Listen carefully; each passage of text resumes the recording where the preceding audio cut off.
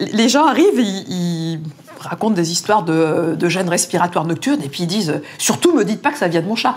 Là, vous pouvez être sûr que ça vient du chat. D'accord. Alors, vous êtes allergique ?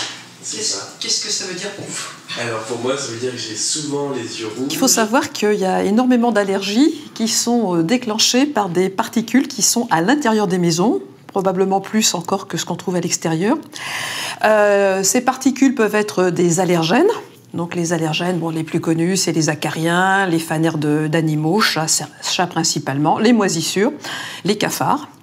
Et puis, à côté de ces allergènes, donc qui vont déclencher la réaction allergique, on a des agents polluants qui sont des irritants des muqueuses, des voies respiratoires, voire de la peau, et qui vont amplifier les symptômes qui sont créés par les allergènes.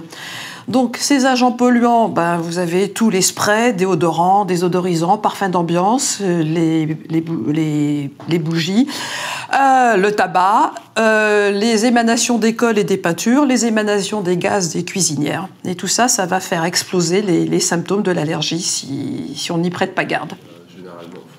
Les allergies atteignent essentiellement les voies respiratoires. Et souvent, les gens arrivent en disant « Docteur, est-ce que j'ai de l'asthme ou est-ce que j'ai des allergies ?» Ben non. L'allergie, c'est la maladie, l'asthme, c'est la conséquence. Quand vous avez une allergie, si elle touche les yeux, vous allez avoir de la conjonctivite. Si elle touche le nez, vous allez avoir de la rhinite. Si ça descend dans les bronches, vous allez avoir de l'asthme. Et si ça touche la peau, vous pouvez avoir de l'eczéma, voire de l'urticaire. Alors, c'est une maladie qui peut être insidieuse. Les gens s'habituent à leurs symptômes. Ils vont avoir le nez bouché toute la nuit, respirent par la bouche. Ils vont tousser un peu la nuit ou plus ou moins avoir des sifflements. Et puis ne pas se rendre compte que finalement ça leur pourrit un petit peu la vie et ils savent pas forcément qu'on pourrait y faire quelque chose. Et c'est dommage parce que finalement ça retentit sur leur sommeil, sur leurs activités, sur leur humeur, sur leur état de fatigue.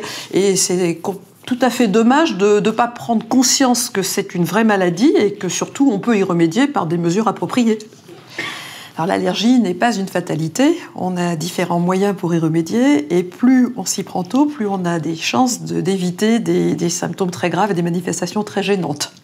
Donc quand on suspecte qu'il y a une allergie, le médecin doit vous orienter vers un médecin allergologue qui va faire un bilan, qui va déterminer la cause de vos problèmes et à partir de là va vous proposer des mesures. Donc les premières mesures à prendre sont l'éviction des allergènes, que ce soit acariens, moisissures, chats, il y a tout un tas de choses possibles pour diminuer la concentration d'allergènes.